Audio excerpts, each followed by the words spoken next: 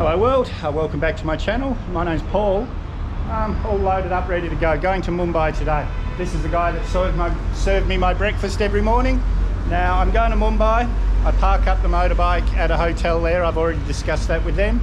And then on Friday, it's Wednesday today, Friday, I fly to Sri Lanka, pick up a tuk-tuk that we've rented for 2 weeks, and then on Sunday I pick up Janet from the airport. That's exciting, and we're going to spend 2 weeks riding around Sri Lanka, southwest Sri Lanka, and then I go home to Australia for a couple of weeks to do some business. But for now guys, I'm going to get on the road, get some miles up, and I'll speak to you down the road.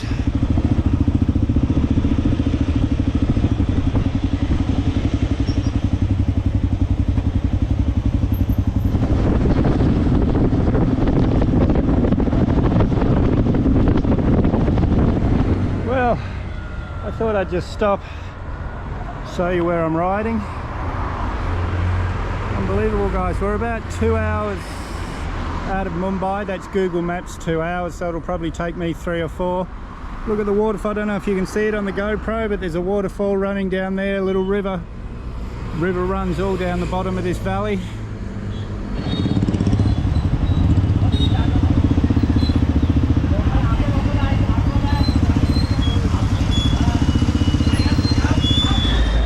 Stop and a soda water. Lights everywhere. Oh, an hour and a half to go. That's an hour and a half Google Maps time, so I should be there in a couple of hours. My hotel's booked. So today's a pretty easy day. That traffic in the beginning was horrible, but since then it's nice country roads, 2 lanes pretty much everywhere. We're not allowed on the expressway, which is lucky. The guys at Pune Kawasaki yesterday told me that motorbikes aren't allowed on the expressway, otherwise I would have gone straight on there. And when I've seen it, the traffic's been practically not moving, so everything turned out for the best.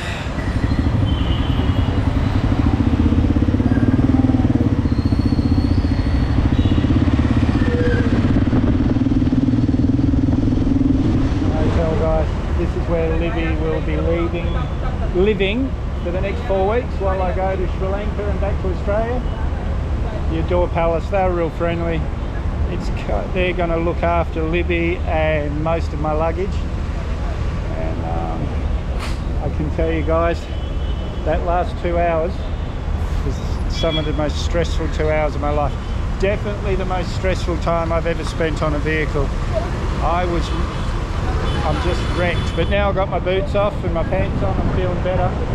Right now, I'm going to go and try and find something to eat. Morning. I'm at another airport.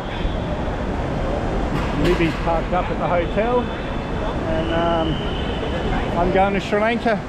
I see Janet on Sunday, so that's exciting. So I'm just going to go and get checked in, and I'll speak to you once I'm done. Well, it's about 6:30. I don't fly till 9:30. Plenty of time. But look at this. Front of the queue already. No one here. Different to some of the other airports we've been at lately. Each flight has its own check-in. So this is my 3rd queue. Yeah. I should probably read the signs, I guess.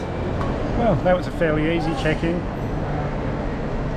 I got here at the right time. Look at these queues here. There was no one when I got here. Look at all these people waiting. That's just to get in the doors of the airport. So yes, it was worth getting here a little bit early, but I've only been here what, half an hour maybe. So it was a fairly easy check-in. I'm just going to have some breakfast, have a dosa, masala dosa. But they told me to come and sit here instead of waiting at the desk. I don't know what's going on, but I'll find out soon, I guess. Oh well, I just came through immigration. My bags got searched. They always do, because I've got that much camera. This whole bag's full of camera equipment and drones and electronic cables and things, so it's just part of it. But this guy, probably my age, came through. All the bags that were going to be checked were in a line. He came through and started ordering them to get his bag from the end of the line. I said, no, man, no, we're all waiting here. He says, oh, I'm in a hurry. I said, we're all in a hurry, mate. That would ended up into a 10-minute argument. And he's telling me, oh, I'm do you know who I am? I'm ex-army. I said, I don't care who you are, mate. You should know better. And anyway, they ended up putting him through straight away to get rid of him. They kept apologising to me, but yeah, guys, I don't mean to be rude or anything. I love this country. I love South America. I love Asia. But that's the reason that you're third world countries, because everyone thinks they're more important than everyone else. Instead of living as a community, you live as me, me, me. Now, well, that's my rant for now, guys. I'm sitting at my gate. I've got about maybe half an hour until boarding, but they never board on time, but they say we'll be boarding in half an hour. And I'll be in Sri Lanka by lunchtime, and I go straight from the airport to the tuk-tuk rental, pick up our little tuk-tuk. How exciting, guys. I really am excited. I'm a little bit worried for Libby and my riding gear, but I think it'll be pretty safe. Everyone at that hotel was saying it's my duty, sir, to make sure everything's okay, so nothing I can do now, guys. Anyway, I'm just going to have fun, and I'll worry about it if something happens. And welcome to Sri Lanka, guys. That was a pretty easy flight, 2.5 hours, I think. But we're here. I'll talk to you when I've got all my gear. Easy immigration, guys. They didn't even look. You don't have to apply for a visa before you come here, but you do have to apply for a kind of permission to get a visa. I forget what it's called. It's got a name, VAT or something, but that's not what it is. But they didn't even want to look at that. So I'm here getting the baggage check, and I'll have to go through customs.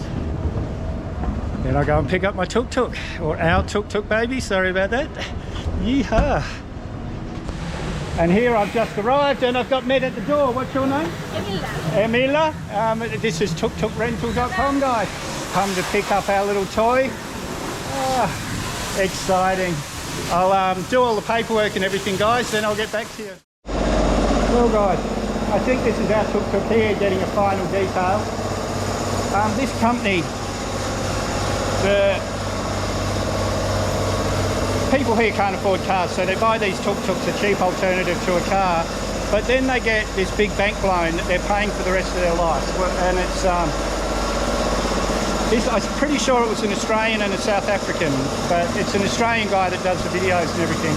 But they came up with this idea.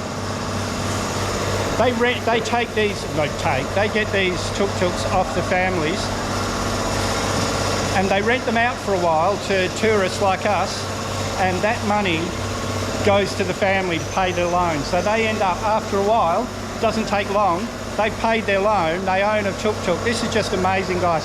And that's something else I want to say. A lot of YouTubers come here and ask for free, to have the tuk-tuks for free. And this company usually says yes, it's for the exposure.